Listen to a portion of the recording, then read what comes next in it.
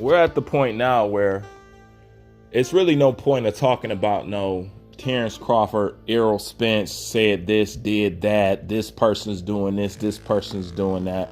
The time for that is over. We're here now. The only thing left is to make the fight.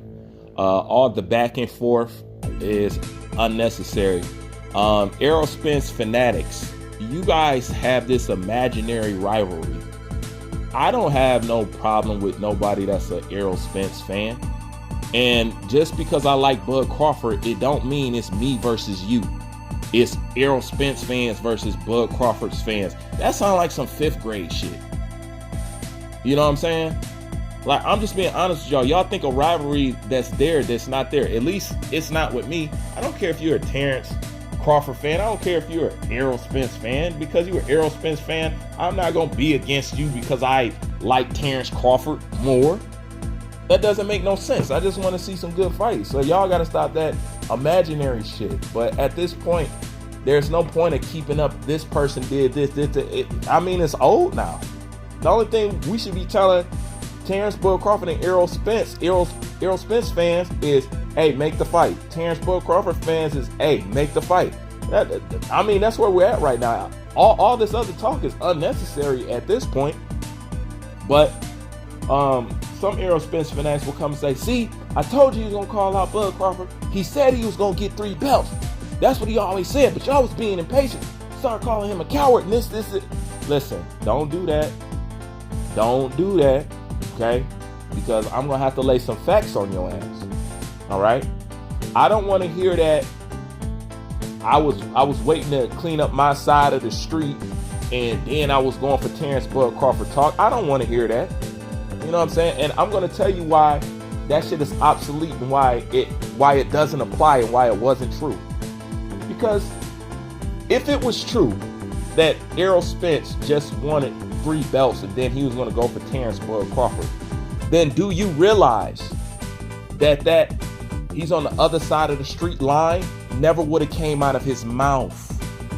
It never would have came out of his mouth. All right, because y'all say he wanted 3 belts and then he was going for Bud. All right, if it was really just 3 belts and then after that he was going for Bud, he never would have brought up being across the street. Just because Terrence Bud Crawford contract happens to expire and he happens to be a free agent now has nothing to do with what Errol Spence said. Let me explain. That's because if he was getting 3 belts then going for Terrence Bud Crawford, for all we know, Crawford would have still been with Bob Arum. So even if he was getting 3 belts and then going for Terrence Crawford, guess what? According to Errol Spence logic, Terrence Bud Crawford was still across the street, which posed a problem in getting the fight made. I don't fight for ESPN. I fight for Showtime. You guys not remember that? So if it was always about getting 3 belts, if it was always about that, he never would have said the across the street thing. Because number one, it's about getting 3 belts then going for Bud. If you was getting 3 belts and going for Bud, he was going to be across the street by the time you went for that 4th belt in the first place. Now, am I right or am I wrong? That's how you know the 3 belt shit was bullshit. Because if we're going off what Errol Spence said, okay, he said, wait till Terrence Crawford get a belt. He got a belt. And did he stick by his word? No, he didn't. Instead, he said he's across the street. Instead, he said percentages. Now it's to the point where he said, my team and his team will figure it out. Guess what? It was like that when he was talking about percentage splits back then. When he was talking about 80-20 that he said that he was just joking about. It was like that then. So what changed? You wouldn't bring up percentages if it was all about just getting 3 belts. And then all of a sudden realizing, hey, both our teams will come to an agreement, I'm sure. It wouldn't have been that way. Okay? And it wouldn't have been no across the street talk. And all that is just facts. So that's what I'm saying. You guys still going back and forth about this. What's the point? We're right at the tip of the iceberg right now. We're right there. Okay, so it's no point in having these conversations, but if you guys want to still hang on that, he told you he was going to get 3 belts. He said a lot of shit that he didn't fucking do. And like I said, if it was really about 3 belts, he never would have brought up being across the street. That's point blank and period. Because what does crossing the street have to do with getting a 4th belt if that's what you plan on doing? Stop the cap, man. And this is the other thing. It's not just about getting 3 belts. If you listen to Eroll Spence and what he says, he told you everything before you even knew it. Okay? So let's go back to when he said, so why don't I go the easy route and knock Sean Porter out? What he's saying in a nutshell is, let me go get these other belts because they're easier opponents. I'm not going to fight Terrence Crawford right now because he is the toughest opponent. If I go from these 2 belts to go fight Terrence Crawford, I'm going to lose those belts. Let me take the easy route and fight Sean Porter next, and fight whoever next, because if I fight you now, I'll never get to a point where I fight these other guys. But a lot of people didn't pick up on that, and I don't know why. It's right there for you. He told you, why don't I go the easy route? Implying that Crawford is the tough route. That's why he called Sean Porter the easy route. Okay? So it wasn't just about collecting these 3 belts. He could have collected those belts in any order that he chose. He chose to go the route that he went, which was the easy route, because he viewed Terrence Crawford as the stiffer, harder challenge. That's easy to understand. That's not complex. Okay? Because like he said, why not go the easy route, knock Sean Porter out? Why didn't you go knock Terrence Bud Crawford out, then go knock Sean Porter out?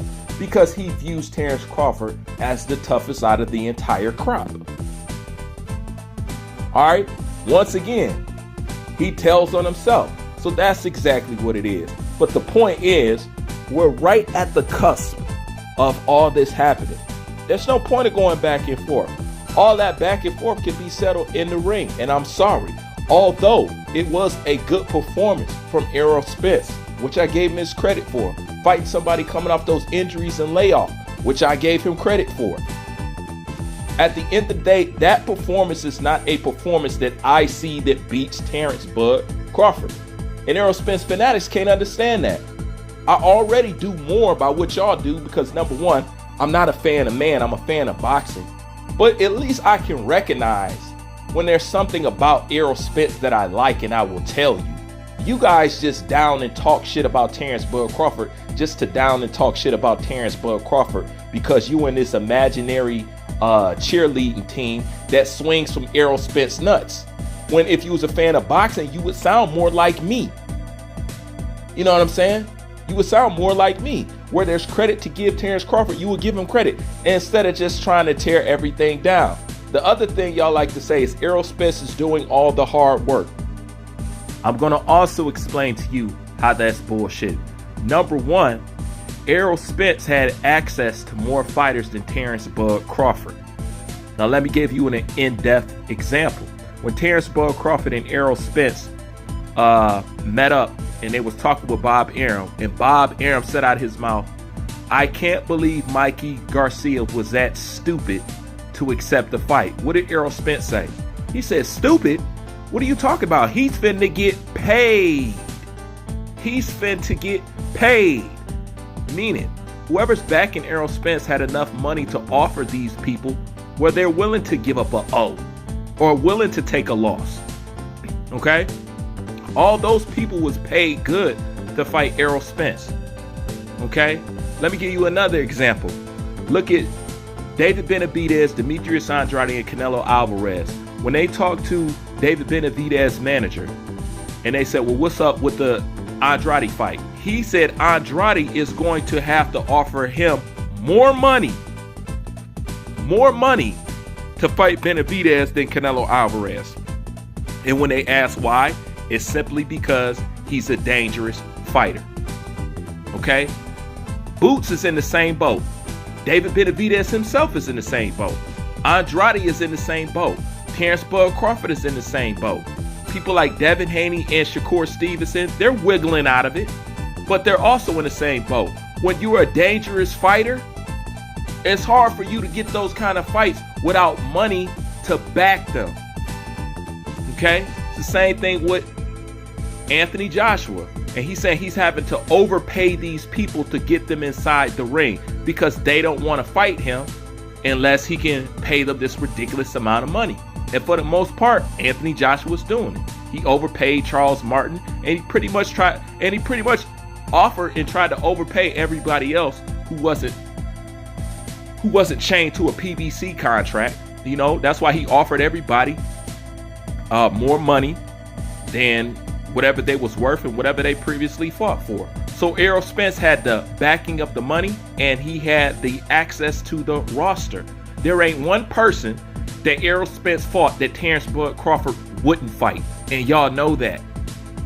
Okay, so heavy lifting, as y'all call it, is due to the fact that he had enough money to throw down, and Terrence Crawford didn't, because you know Bob Arum is cheap, and he had access to the fighters. Now, if you give Terrence Bud Crawford the money and the access, you would get the same thing.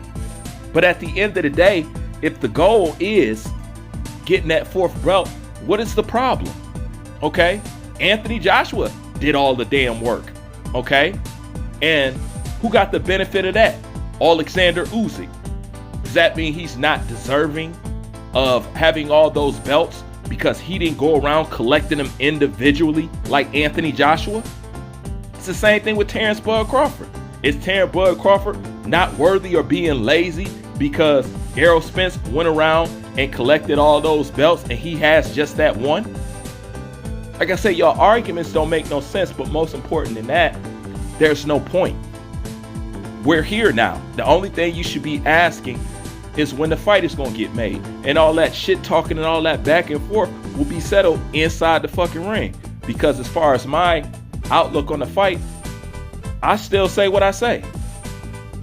Errol Spence is not on Terrence Crawford level, you know, and I'm looking for Terrence Crawford to take on other challenges that best stretch out his physical ability, because Errol Spence, in my honest opinion, is not it. You know, and like I said, I gave him credit where credit is due. I don't know which more y'all want, you know, because I don't have to acknowledge shit. I don't have to give Errol Spence props for shit, especially not me. But he does some shit that I like, and I do recognize when you do real shit. Period. That's how it is at the end of the day. That's something y'all don't understand because y'all too much fan of a man and not the damn sport. That's why y'all don't understand people like me. That's why truth to you guys is hate, even if I'm giving it up. Even if I'm giving them props. Even if I'm praising them. Y'all guys still offended. In what world? In what world? But there's no point at this point. Y'all should just be trying to get the fight made. The back and forth and all that shit is petty at this point. Who did what? We're beyond that now. Let's get this fight made. That's what we both should be on. And then all the shit talking and all the things you say, we'll settle it inside the ring with these two guys. If that's how the fuck you feel. But I know what the fuck I'm talking about. But we not gonna see until these guys get inside the ring. You know? All people was waiting for was Errol Spence to call out Terrence Bud Crawford. See, he did what he did, and now he caught up Terrence Bud Crawford and all that shit. Are you forgetting all the shit that he went through prior to calling him out?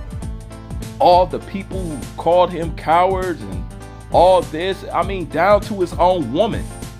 You know what I'm saying? It had to get really bad up until this point. And this is the thing. He never officially had to call him out like that. The only thing he had to say was, yeah, that's a fight that I'm definitely going to make when the time is right.